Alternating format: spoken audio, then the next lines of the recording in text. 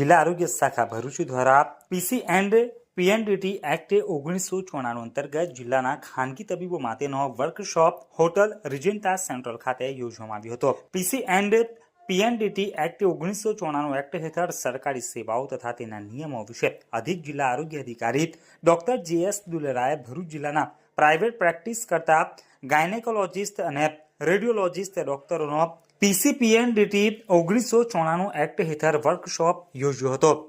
PC and PNDT act 1994 અંતર્ગત નિભાવવાના થતા record, માસિક રિપોર્ટિંગ તેમજ કાયદાની જોગવાઈઓના અમલીકરણ અને ફોર્મ એ ઓનલાઈન માહિતી અર્થે રજિસ્ટર્ડ તમામ સંસ્થા ક્લિનિકના તબીબો માટે વર્કશોપ યોજ્યો હતો।